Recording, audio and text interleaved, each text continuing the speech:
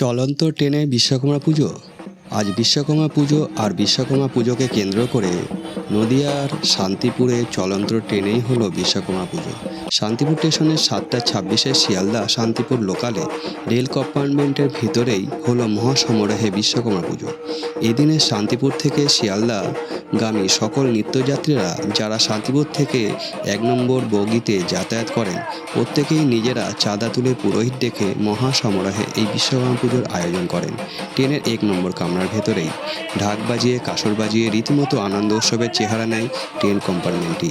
যাত্রীদেরকে দেওয়া হয় প্রসাদ।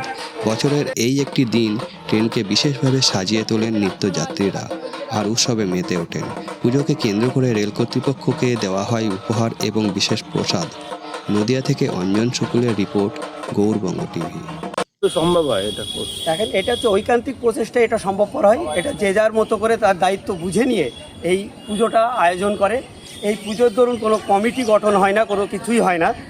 একটা ট্রেন যাত্রীর যে সবার যে আন্তরিকতা, যে না আমরা ট্রেনে সফর করি, ট্রেনে প্রতিনিয়ত আমরা যাতায়াত করি, তারপরে ভিত্তি করে সবাই তার নিজের থেকেই এটার প্রতি উদ্যোগী হয়, যার কারণে এটা সম্ভব। কত বছর ধরে মোটামুটি সকলে একসঙ্গে যাচ্ছেন? ধরেন আমি যাচ্ছি 18 বছর, কেউ রিটায়ার্ড হয়ে গেছেন, কেউ নতুন এসছেন, কেউ 5 বছর, কেউ 7 বছর, কেউ 10 বছর, কেউ 20 বছর, কেউ 25 বছর অবধি যাতায়াত করছে। পুজোটা কতদিন ধরে হচ্ছে? 18 বছর। আর এমনি প্রত্যেকটা আলাদা আলাদা পেশাভিত্তিক মানুষজন আছেন তো? একদম কেউ চাকরিও করে? একদম লেবার শ্রেণীর থেকে একদম পুরো নবান্নের চাকরি করা অবধি লোক সবাই এর সঙ্গে ইনভলভ আছে। রেলের আধিকারিক বলেন কি নবান্নের আধিকারিক বলেন, অর্থ দপ্তর বলেন, বন দপ্তর বলেন, সবাই এর সঙ্গে ইনভলভ আছে এবং লেবার শ্রেণীও আছে। তো সেক্ষেত্রে সহযোগিতাও তো সেই রকমভাবে সবাই স্বইচ্ছাই করে থাকেন একদম। আর এই ট্রেনটা তো একটু বেশি অন্যদের তুলনায় আজকে একটু বেশি ভিড় হবে এই কম্পার্টমেন্টে ঠাকুর দেখার জন্য। প্রথমত ধরেন প্রত্যেক যাত্রীও এতে কম্প্রোমাইজ করে, যে এটা যাত্রীর প্রত্যেকের কথা ভেবেই এই বিশ্বকর্মা পুজো।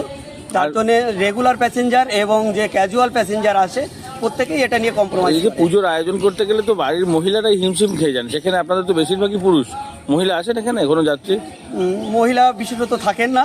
এবার কেউ কেউ দেখাচ্ছে রেগুলার যাত্রী নয়, ক্যাজুয়াল যাত্রী, সেও যখন কিনা ট্রেনে উঠে দেখে যে আমরা এটা করছি, তারাও হাত লাগাতে শুরু করে। তো এই যে ফল কোটা থেকে আরম্ভ করে সবকিছু সাজানো, পুজোর আয়োজন সবকিছু আপনারা নিজেরাই করেন? হ্যাঁ, আমরা নিজেরাই করি এবং যে যার মন চাই তাকেই আমরা ইনভলভ করি এতে, কারণ এখানে কোনো বাধা বিভেদ নেই, কোনো জাতি ধর্ম কোনো কিছুরই কোনো নেই। আরেকটি বিষয় দেখলাম যে অত বিভিন্ন মানুষজন তাদের নিজের নিজের দায়িত্ব পালন করছে, কাউকে কিছু বলতে হচ্ছে না। এটা কি আগাম পরিকল্পনা থাকে?